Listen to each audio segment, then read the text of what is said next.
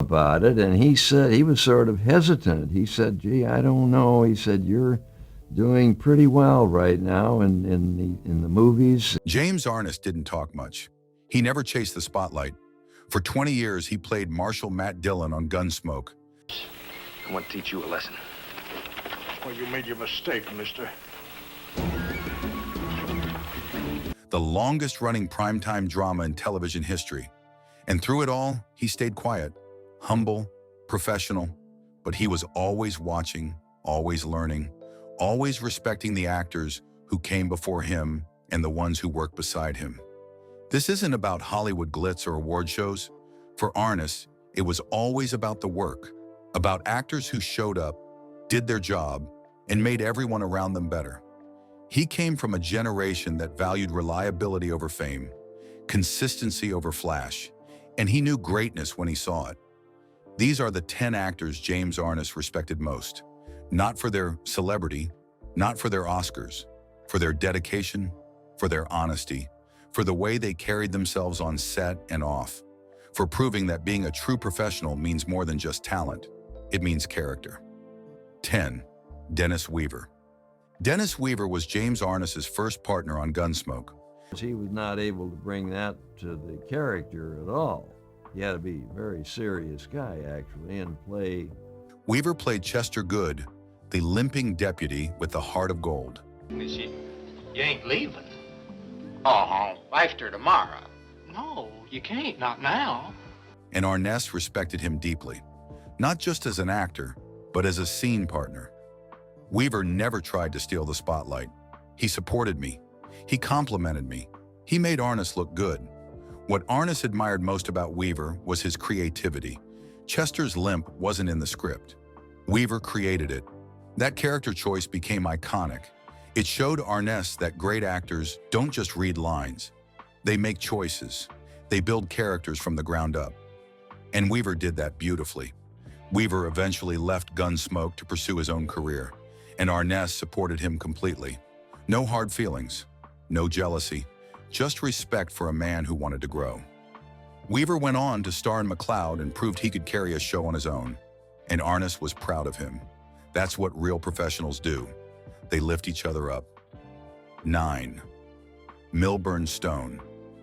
Milburn Stone played Doc Adams on Gunsmoke for 19 years, and James Arness worked beside him for every single one.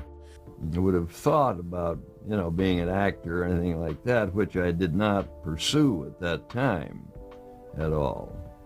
Stone wasn't just a co-star, he was a friend, a mentor, a steady presence in a business that constantly changes. No, there is no use trying to get through to an idiot unless you can talk idiot language. And I just never learned. And Arness valued that stability more than anything. What made Stone special was his consistency. Week after week, year after year, Stone delivered. He never phoned it in, never got lazy. Even in his 70s, he showed up with the same energy and commitment. That work ethic impressed Arness deeply. It showed him what longevity looked like, what dedication meant. Stone also brought humor. Doc Adams was grumpy, sarcastic, and lovable all at once. Stone played that balance perfectly. He could make you laugh and then turn around and deliver a dramatic moment with total sincerity. That range kept the character fresh for 2 decades, and Arness learned from watching him. Great actors don't need to reinvent themselves. They just need to stay true. 8. Amanda Blake. Amanda Blake played Miss Kitty Russell on Gunsmoke for 19 seasons, and James Arness had nothing but respect for her. We used to get a lot of mail from people, particularly women, saying, "Why don't you get Matt and Kitty together more?" Blake brought strength and grace to a role that could have been one-dimensional. She made Kitty complex, independent, a woman who could hold her own in a man's world, and she did it with class. I was wondering, too. It isn't easy. No, Kitty, it isn't. What Arness admired about Blake was her professionalism. She never caused drama, never made things difficult. She showed up, did the work, and treated everyone with respect. In an industry full of egos, that humility stood out, and Arness appreciated it deeply. Blake also brought chemistry. The unspoken relationship between Matt and Kitty was one of the most compelling parts of Gunsmoke. It was subtle, restrained, but you felt it in every scene they shared.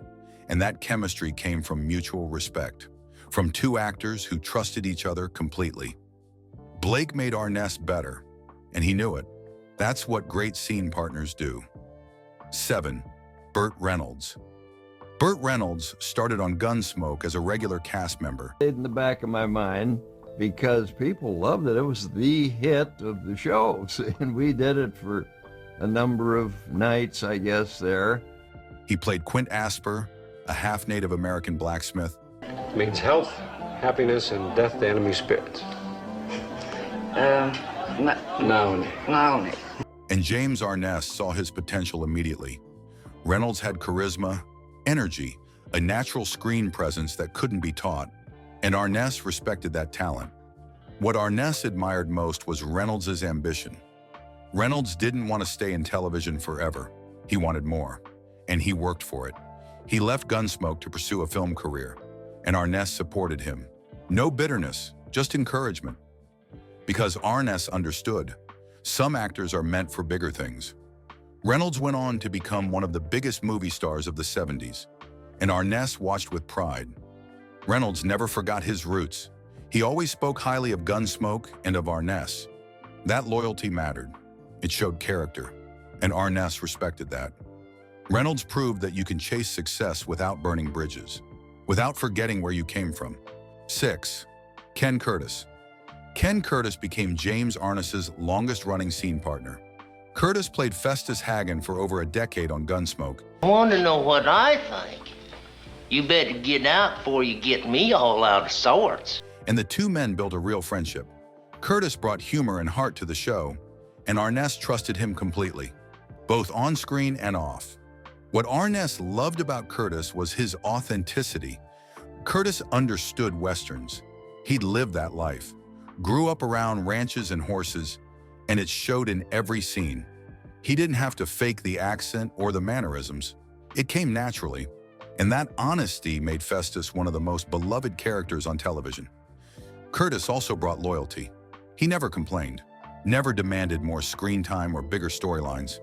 He just did his job, supported Arness, made every scene better, and Arness valued that more than anything. In Hollywood, loyalty is rare, but Curtis had it, and their partnership became the heart of Gunsmoke's later years. Two professionals who respected each other, trusted each other, and delivered every single week. 5. John Wayne. John Wayne gave James Arness his career, literally. Wayne recommended Arness for the role of Matt Dillon. Seen me before. I've made a lot of pictures out here, all kinds. And some of them have been Westerns. Called the producers personally, told them Arness was the right man for the job, and he was right. Without Wayne's support, there might not have been a Gunsmoke, and Arness never forgot that. What Arness admired about Wayne went beyond the favor. It was Wayne's presence, his professionalism, his understanding of what made a Western work. Wayne had been doing Westerns for decades. He knew how to move, how to talk, how to make every moment feel authentic, and Arness studied him carefully. Wayne also taught Arness about carrying a show, about being the leader on set. Wayne didn't just star in films. He commanded them. He set the tone, and everyone followed. Arness took that lesson into Gunsmoke. He became the steady center, the calm, quiet leader who made everyone else better. Wayne showed him that being a star isn't about ego. It's about responsibility, about taking care of your cast and crew. And Arness lived that every day. 4. Gary Cooper. Gary Cooper was James Arness's idol, the actor who made him want to act in the first place. Cooper played heroes differently. He didn't shout, didn't posture. He just stood there, calm, quiet, strong, and that restraint made him unforgettable. Arness saw that and wanted to do the same. What made Cooper special was his stillness. In High Noon, Cooper barely moves. He walks through town, waiting for the train, faces his enemies, and he does it all with minimal dialogue. Just presence, just determination. That's the kind of acting Arness admired most. No tricks, no flash, just the truth. Cooper also represented integrity. He played men who did the right thing even when it cost them. Men who stood alone if they had to. That moral center defined Cooper's career. And it defined Matt Dillon too. Arness modeled his entire performance on what Cooper taught him. Be honest, be still. Let the character speak through action, not words. Cooper passed away before Gunsmoke became a phenomenon, but Arness carried his influence into every episode, every scene, every moment. 3. Spencer Tracy. Spencer Tracy was James Arness's definition of a great actor. Tracy didn't act. He just existed. He made it look so easy that you forgot you were watching a performance. And Arness studied him obsessively, trying to understand how Tracy did it, how he made everything feel so natural. What Arness learned from Tracy was about simplicity. Don't overcomplicate things. Don't add unnecessary gestures or expressions. Just be present. Just listen. Just react honestly. Tracy did that better than anyone. Whether it was comedy or drama, Tracy brought the same naturalism, the same truth. Tracy also taught Arness about humility. Tracy won 2 Oscars, worked with the greatest directors in Hollywood, but he never acted like a star. He showed up, did the work, went home. No drama, no demands, just professionalism. And Arness respected that deeply. It matched his own approach to acting. Don't make it about yourself. Make it about the story, about the character, about serving something bigger than your ego. Tracy proved that greatness doesn't need to announce itself. It just shows up. Quiet, steady, undeniable. 2. Henry Fonda. Henry Fonda was elegance and integrity combined, and James Arness admired him more than almost anyone. Fonda played men of principle, men who stood up for what was right, men who carried moral weight without ever raising their voice. And Arness saw himself in that, saw what he wanted Matt Dillon to be. What made Fonda extraordinary was his intelligence. He didn't just memorize lines. He understood them. He thought through every scene, every choice, every moment, and it showed. Fonda's performances felt lived in, real, like you were watching an actual person, not an actor playing a role. Fonda also represented consistency. He worked for decades without compromising, without chasing trends. He chose roles that mattered to him, roles that said something important, and Arness followed that example. He didn't chase fame. He didn't jump to movies when the offers came. He stayed with Gunsmoke because it meant something. 1. James Stewart. When James Arness names his number 1, it's James Stewart. No hesitation, no doubt. Stewart was everything Arness believed an actor should be. Honest, humble, hardworking, and completely authentic. Stewart never played a character the same way twice, but somehow he was always recognizable, always Jimmy Stewart, and that consistency made him timeless. What made Stewart Arness's favorite was his everyman quality. Stewart played regular people thrown into extraordinary situations.